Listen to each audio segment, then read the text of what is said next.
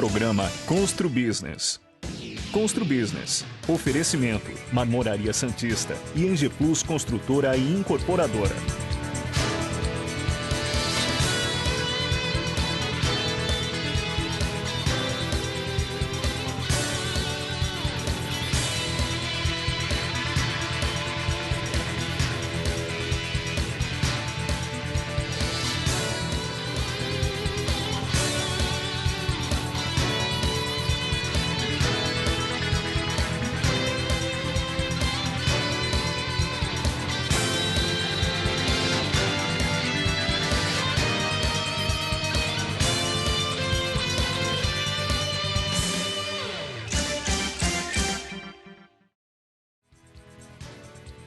Olá, esse é o programa Constru Business e eu sou Roberto Barroso Filho. É uma grande satisfação contar com a sua audiência. No último dia 5 de agosto, o Secov realizou um evento aqui em Santos para apresentar a sua mais recente pesquisa sobre o mercado imobiliário regional e também para discutir as perspectivas de desenvolvimento para a Baixada Santista. Por esse motivo, estamos recebendo Carlos Meschini, diretor regional do Secov, e André Ursini, diretor de expansão do Complexo Andaraguá. Muito obrigado pelas suas presenças. Meschini, nos últimos tempos temos acompanhado a queda da taxa da Selic e os bancos com as taxas menores para os financiamentos imobiliários. Contudo, a retomada do setor da construção civil ainda segue passos lentos na sua recuperação. Por quê? Bom, Barroso, olha, lógico, a taxa baixando e os bancos incentivando, isso aí é crucial para o mercado voltar. Agora, precisamos também ter um incentivo econômico, um incentivo político. Eu acho que é todo um contexto para o mercado voltar a andar. Ele deve voltar a andar nesse segundo semestre em patamares melhores do que o primeiro, mas ainda vai ser um pouco lento. Não vai ter aquela força que teve nos últimos anos, lá atrás, né? 2010, 2011, 2012, não vai acontecer. Ele vai voltar, ele vai crescer, mas ainda vai lentamente. Nós temos que entender, né, que o empresário ele produz, né? E a parte financeira, os bancos devem dar um apoio. Mesmo com 6% da taxa da Selic, ainda é um valor muito alto em se pensando em termos mundiais, né? Até porque o banco não opera com 6%, né? Ele ainda está com 9,5%. Ele tem uma gordura grande, ele tem uma margem de risco pequena no setor imobiliário. Eu vejo que o banco não gosta de imóvel, né? O banco gosta de dinheiro. Então, ele não tem assim, uma grande força de querer descer essa taxa a patamares de 6%, 5,5%, que seria o ideal para a gente. Se a gente tivesse hoje um financiamento imobiliário em torno de 5,5%, 6%, aí a coisa mudava. Aí, realmente... Você sabe que o brasileiro ele não tem muita cultura de financiamento. Então, isso aí também prejudica, mas porque os bancos não gostam de prestar aqui no Brasil, né? A gente não tem aquele incentivo de taxas menores e incentivos maiores para financiamento imobiliário. E hoje, quanto tempo demora para um cliente bom, lógico, ele totalmente regularizado, em termos todos os sentidos, quanto tempo demora um financiamento para um imóvel? Mais ou menos. É lógico que não tem um padrão, mas demora 3 meses, 1 mês, 1 ano? Gira em torno de 60 a 90 dias. Para você ter uma ideia, a gente fez uma comparação, uma vez no Secov, a gente tinha uma meta que tinha até um nome, era o Renavel, Documento Único Imobiliário, né? Comparado com o Renavan. E se você for ver bem, os lobbies dos cartórios não deixaram a coisa andar. O que aconteceu? Hoje você tem 90 dias para pegar R$200 mil num banco para comprar um imóvel. Se você for numa concessionária de carro para comprar um carro de R$500 mil, você pega os R$500 mil e sai com ele em menos de uma semana.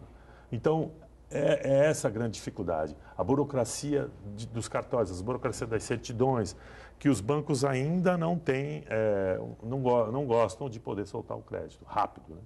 Não precisava demorar tudo isso, né? Se você tem um imóvel alienado. Ótimo.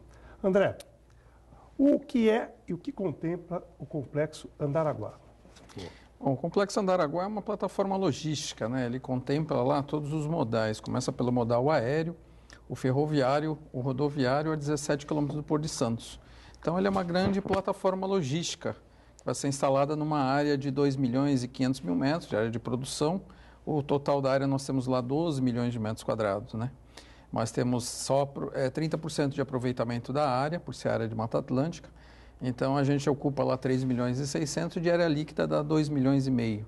Então, ele vai ter lá 1 milhão e 100 mil metros de galpões, vai ter uma torre de escritório, uma torre de hotel, uma área de um mall com 87 lojas, uma área para um supermercado, porque um dos acionistas é da rede de supermercados, e um centro de convenções para o próprio complexo logístico. Tá. E esse projeto, ele está em andamento? Que fase que está?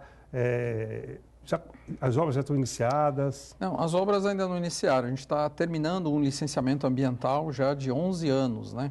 Nós temos um processo na CETESB desde 2008, onde em 2014 a gente obteve a licença prévia, que é a primeira licença, que é a que dá a viabilidade ambiental no empreendimento.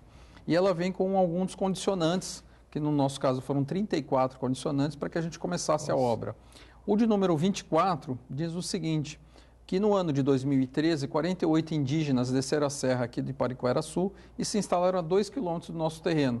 Isso fez com que a CETESB despedisse para consultar a FUNAI. E a FUNAI ficou 3 anos sem se manifestar, depois nos pediu um estudo de componente indígena, e nós conseguimos agora em maio concluir esse estudo de componente indígena, que é feito através de uns antropólogos, e protocolamos na FUNAI. Quinta-feira passada eu estive em Brasília, consegui o parecer favorável da FUNAI, para que a gente inicie a obra, porque lá ainda não tem um pedido de demarcação de área indígena. Então, ela não foi considerada como tribo, eles são considerados como nômades, né? E quinta-feira agora estarei de volta com o ministro lá em Brasília, que eu acho que eu consigo realmente trazer a concordância para que a gente consiga, junto à CETESB, concluir a última etapa, que é essa de número 24, né, que é essa pendência que a gente tinha lá com a CETESB, para que a gente consiga a licença de instalação, que é que me permite efetivamente iniciar a obra. Ótimo. Uma curiosidade, essa obra é de iniciativa privada ou público-privada? Como funciona? Não, ela é totalmente privada. Nós temos a área foi adquirida pela Andaraguá S.A., que é uma empresa, é uma S.A. de capital fechado, onde tem 2 acionistas juntos, um pedaço meu, um pedaço do Grupo Sonda, e tem um terceiro acionista que está comprando 20% do projeto, que é um dinheiro que entra para a obra. Mas ela é totalmente, a área é privada, o empreendimento é privado, é totalmente privado. Não há nada público. Até o aeroporto é um aeroporto privado. Ótimo. E a previsão de término de obra, a previsão do início, término, a previsão da obra? Sim, quando nós obtivemos em 2014 a licença prévia, aí, em janeiro de 2015, nós sofremos uma ação civil pública do Ministério Público para anular esse processo do licenciamento. E ficamos quase 2 anos parados com esse processo em razão da ação judicial. Aí nós contratamos uma dessas auditorias das grandes, que é a KPMG, para fazer a viabilidade econômica do projeto e nos dar uma ideia de consumo desses galpões que nós iríamos construir. Então, nós dividimos em 5 fases. A primeira fase dela são 30 meses, que são 2 anos e meio, onde nós iremos construir a pista e 250 mil metros de galpões. Depois, a cada 2 anos, a gente vem construindo mais 200 mil metros de galpões. Então, a implantação total ela vai se dar em 10 anos. Mas em 30 meses a gente vai ter a primeira fase, que é o aeroporto, e 250 mil metros de galpões já operando. Falando em aeroporto, esse aeroporto, como você falou, é particular, né? Ele é aeroporto para avião médio, grande, vai poder ser utilizado também para algumas aeronaves de transporte comercial ou não? A nossa autorização da ANAC, ela fala que eu posso fazer todo o que é aviação geral, menos aviação comercial, que é o passageiro. Tá? Eu posso receber um avião, um voo charter, por exemplo, um voo fretado onde não há tarifa de pouso e decolagem. Eu não posso ter um voo, por exemplo, ligando Praia Grande e Santos Dumont. Isso eu não posso. Mas ele é de características para aeronaves grandes, pelo tamanho da pista. Nossa pista vai ter 2.600 metros por 45 metros de largura, que a nível do mar desce qualquer tipo de aeronave lá no empreendimento. Inclusive, vamos deixar até para o próximo bloco, muito mais pertinente esse aeroporto do que o do Guarujá. Tem uma série de problemas técnicos, inclusive, né? Próprios pilotos comentam que é muito mais difícil o acesso ao Guarujá do que talvez esse mas eu vejo assim que são complementares, assim como o Itanhaém também é complementar para nós aqui na Baixada. Eu fiquei 2 anos estudando o projeto do Guarujá agora recentemente, e o projeto do Guarujá ele é um projeto voltado à aviação comercial. O que é? Receber um avião da Azul, que é um avião ATR de 70 passageiros, um A319 da Latam com 60% a 70% da capacidade dele de carga em razão da resistência do piso. Então, eles têm alguns detalhes técnicos que eles não se confrontam. Eu não posso receber passageiros, eles não podem receber carga, de acordo com o tamanho da pista, com a resistência de piso e com as condições de proximidade da serra. Então, eles não concorrem entre si.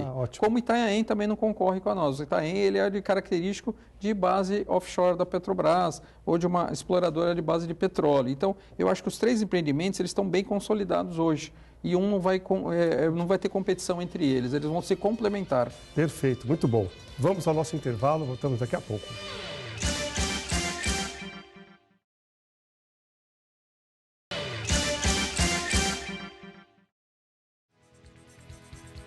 Voltamos para o segundo bloco do programa Constru Business, que hoje conta com a participação de Carlos Meschini, diretor do Secov, e André Ursini, diretor de expansão do Complexo Andaraguá. Meschini, como você analisa as mudanças ocorridas nas exigências das normas regulamentadoras e nas tentativas do governo em diminuir a burocracia para o empresariado? Eu acho fundamental, Roberto. Eu acho que todas essas normas aí que ficam engessando o setor é uma coisa que tem que ser eliminada. Eu acho que a gente precisa ter mais rapidez. O processo de aprovação dos projetos, os processos todos, eles têm que ser mais rápidos, porque o mercado também hoje em dia é mais rápido. Então, tudo muda, né? Eu acho que a ideia do Secov e todo o setor de tentar desburocratizar e tentar criar algumas normas, eu acho muito bom. As normas também de segurança são fantásticas, de treinamento. Eu acho que isso é uma evolução. Eu acredito que isso aí vai cada vez mais refletir na ponta da linha, refletir na qualidade do produto, né? Na qualidade dos imóveis, na qualidade da compra, da venda, enfim. Nós já tivemos aí a reforma trabalhista, né? Que deu uma boa adiantada também. Nós talvez aí tenhamos até o final do ano, pelo menos o início aí da reforma tributária, que eu acho fundamental, né, para destravar o nosso segmento. A segurança jurídica, que a gente vem falando muito, principal, né? Isso é um problema. Agora, com a lei dos distratos, parece que os compradores os incorporadores estão um pouco mais seguros, não é isso? Exatamente. A lei do distrato foi uma guerra, aí, a gente lutou muito por isso. E é uma coisa que vem também, a lei de desburocratização das prefeituras, a São Paulo, por exemplo, já tem uma coisa muito rápida para aprovar os projetos, dimensionar menos as coisas. A gente vem evoluindo bastante. Eu acredito que se a gente continuar nessa toada, todo mundo trabalhando junto, a coisa vai melhorar. A gente precisa disso. Em Santos nós temos um problema, né? A prefeitura continua fazendo o seu trabalho, mas, por exemplo, de uns anos para cá, nós temos que submeter todos os projetos ao Comaer, por causa do cone de aproximação do aeroporto do Guarujá. E esse estava levando, até o ano passado, ano retrasado, há 2 anos atrás, devido à demanda de projetos, até 6 meses para um parecer, para começar o processo na prefeitura de aprovação do projeto, né? E hoje parece que esse prazo caiu para 3 meses, não é isso? É isso aí. E isso aí ainda é longo, né? Se você já tem uma norma, já tem uma regra, tantos metros para tal lugar, tantos metros para outro, não precisa demorar tanto tempo assim. Para quê? 90 dias, 30 dias, 20 dias, 15 dias, tá bom, pô. Já tem norma, né? É que, na verdade, existe um mapa, né, que determina a altura dos prédios em cada região, cone de aproximação do aeroporto. Você tem toda a razão, concordo plenamente, isso deveria ser... Se fosse uma exceção, deveria ser levado... que é mais uma análise. Você vê, um projeto aqui, não é o nosso papo de hoje, mas o projeto aqui tem que passar pela sanitária, tem que passar pelo ambiental, tem que passar pelo CT, tem que passar por vários locais independentes dentro da prefeitura para aprovar. Então, às vezes, um projeto demora 8 meses, 7 meses para ser aprovado, né? Mas eu acho que isso aí, a tendência é melhorar, né? Obrigado.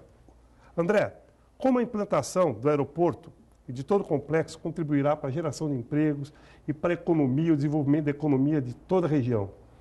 Essa é uma pergunta importante. Hoje, 73% do nosso PIB da Baixada está composto por 3 municípios, que são os municípios que têm porto, Santos, Guarujá e Cubatão. 25% desse PIB são 5 municípios, São Vicente, Praia Grande, Mongaguá, Itaim, Peruíbe, e 2% é Bertioga, né? Com a implantação do Andaraguá, com o impacto econômico, com a geração de emprego, lá 17 mil empregos diretos que nós vamos ter, e na logística para cada um direto você gera 3 indiretos, nós vamos aumentar em 20% o PIB dessas 5 cidades. Nossa. Então a gente dá um incremento muito grande nessas cidades do litoral sul. Mas nada impede que as outras cidades também sejam favorecidas. Eu sempre digo que nós temos um privilégio na Baixada, que poucas pessoas utilizam isso, mas é que o nosso rodoanel está pronto. Você hoje pode sair do Guarujá e de Bertioga e você chegar a Piruíbe sem passar por dentro das cidades. Você vem por rodovia. você pega a Padre Manuel da Nóbrega, a Cônico Domênico Rangoni, então você anda por todos os 9 municípios sem passar por dentro das cidades. Isso para nós é muito bom para o desenvolvimento econômico, né? Então, assim, o Andaraguá, a cada fase dele, a gente vem criando em torno de 4.000, 4.500 empregos. Nossa. Então, a gente vai ter uma geração lá de 17 mil empregos direto. Através da Fundação Andaraguá, nós vamos fazer a qualificação de obra. Um grande problema que nós temos na Baixada é, quando a gente gera uma obra grande, é que vem mão de obra operária de outros locais e acabam depois, quando a obra termina, essa mão de obra fica ociosa e acaba virando invasão de terra, construção de barracos. Nós, no Andaraguá, vamos trabalhar diferente. Nós temos, através da Fundação Andaraguá, a qualificação da mão de obra. Enquanto essa pessoa estiver trabalhando na obra da construção civil, ele vai se qualificando para que depois ele esteja a mão de obra disponível para as empresas que vão se instalar lá dentro. Então, a ideia é aproveitar a mão de obra da construção civil depois na operação do aeroporto. Então, isso vai dar um impacto muito grande na região. Se nós pensarmos em 17 mil novos empregos, né, numa região que nem a nossa, é um número bem expressivo, né? O Andaraguá, ele é o segundo maior licenciamento ambiental de área privada do estado de São Paulo, né? O impacto dele é muito grande, a gente sabe, as nossas responsabilidades também são muito grandes. A gente criou lá dentro o Parque da Biodiversidade, que é o que a gente vai tomar conta daquela nossa área de preservação. Vai ser o primeiro parque do estado de São Paulo, onde a iniciativa privada vai tomar conta. Vamos criar aquela figura do guarda-parque, que antigamente nós víamos no desenho do Zé Colmeia, quando criança, né? E vamos fazer visita guiada, trilhas ecológicas e tal. Então, realmente, o impacto direto da geração de empregos lá é muito grande. É um empreendimento logístico, então ele gera, para cada 1.000 metros de galpões, ele gera 3 empregos diretos, né? Nossa, muito bom. Eu fico feliz de ouvir uma notícia boa dessa na nossa região. Muito bom, parabéns.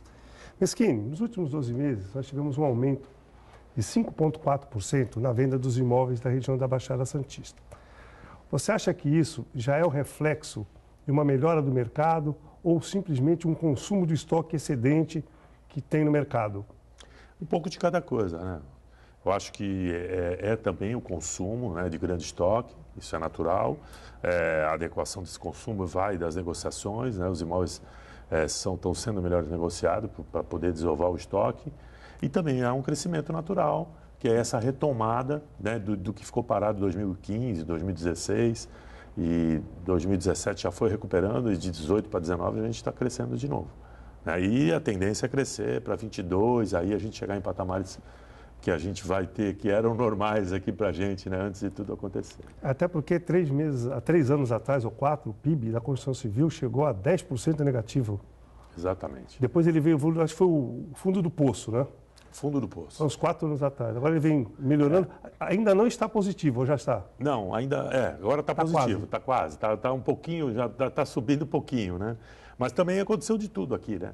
Aconteceu em Santos, principalmente a Baixada, vamos falar de Santos, né? Pré-sal, capital aberto das construtoras de São Paulo, impeachment, situação econômica difícil, tudo aconteceu nesse período. Então, 2015 para 2018 foi só coisa ruim, né? E aí o setor é o primeiro a cair e o último a retomar, porque é mais a longo prazo. É o que eu costumo falar, né? Não tem como desmembrar a construção civil da economia do Brasil. Tem como, ela anda praticamente junto, né? É na veia, Barroso. Se o cliente está pensando em comprar e ele está com condição de comprar e ele escuta uma notícia ruim, outra notícia ruim e ele fala assim, mulher, vamos esperar melhorar, porque agora não é a hora. Eu tenho medo de perder meu emprego, eu tenho medo de fazer dívida, eu tenho medo e vamos ficar onde está. E é isso que acontece diretamente. Você pode ver e pegar os gráficos, que as pesquisas que mostram que conforme acontece uma situação econômica negativa, para as vendas. E conforme vem uma positiva, as vendas aceleram. Então não é só o poder de compra, né? É também a coragem, a confiança. O incentivo e a confiança. Isso mesmo. Bom, muito obrigado. Vamos para mais um intervalo, voltamos daqui a pouco.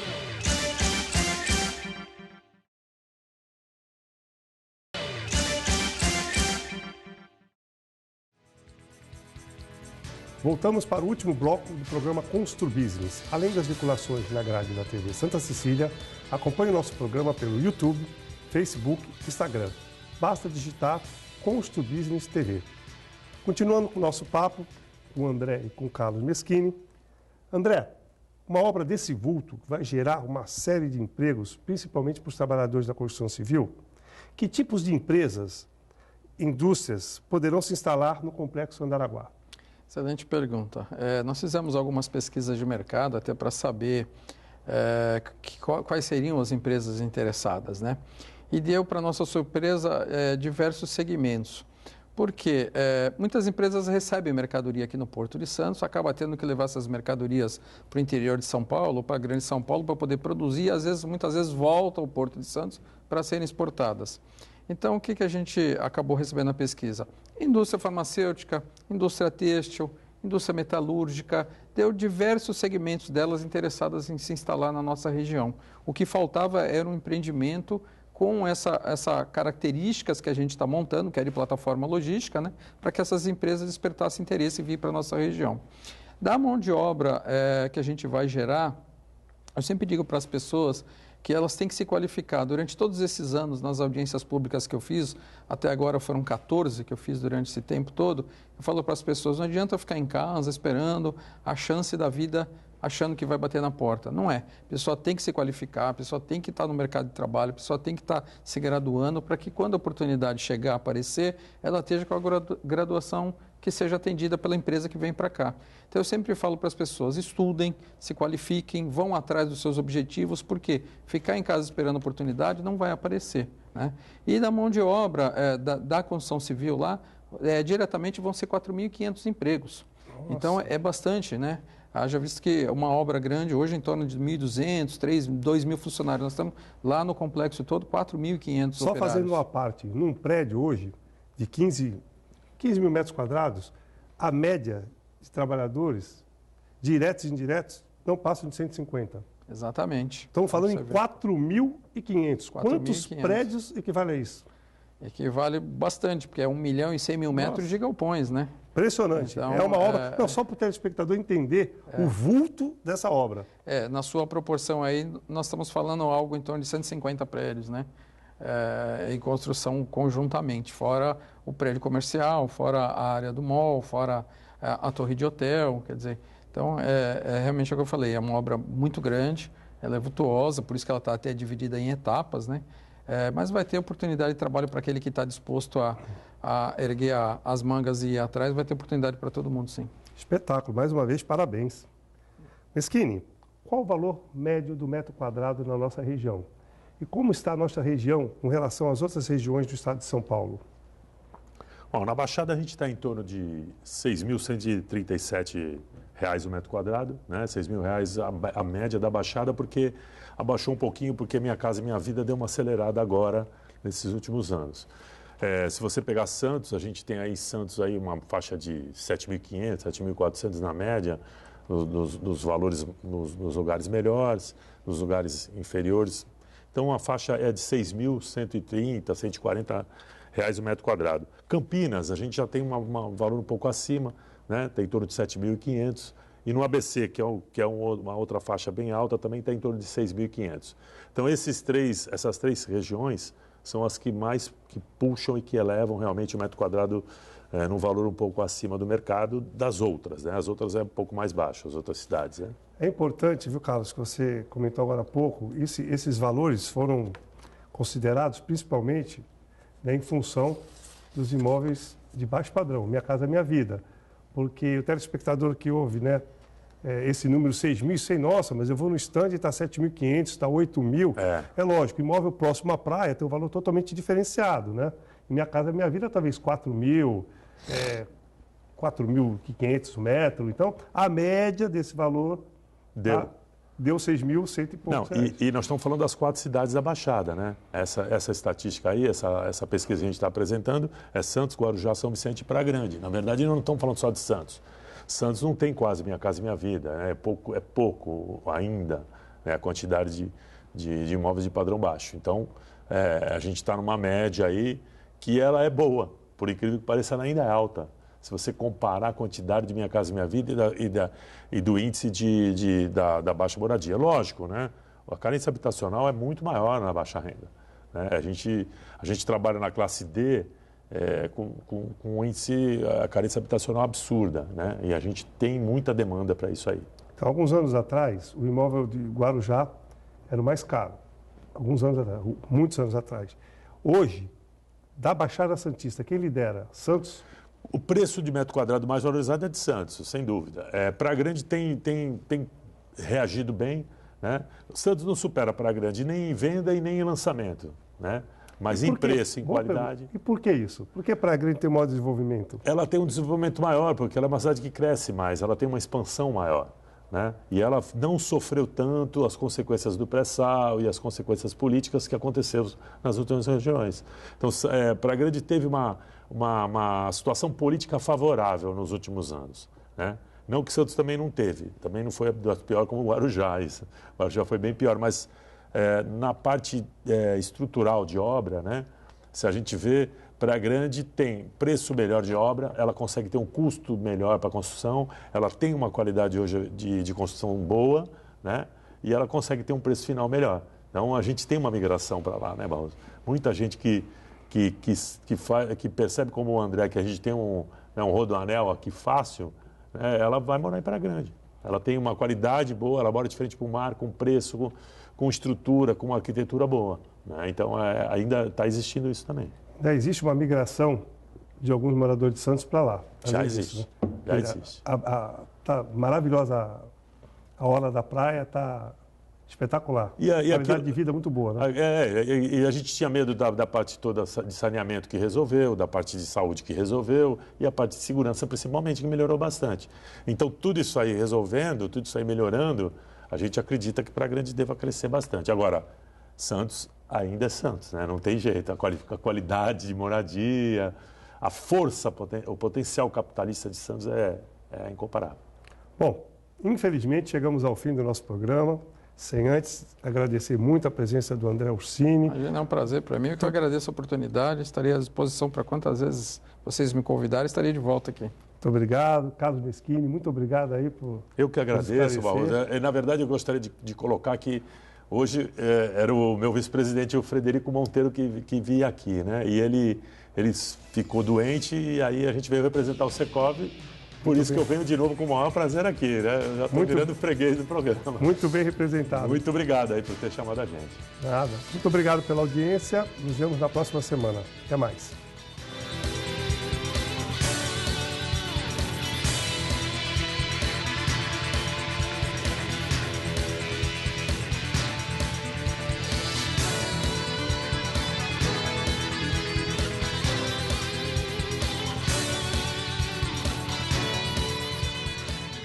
Programa Constru Business. Constru Business. Oferecimento: Marmoraria Santista e Engeplus Construtora e Incorporadora.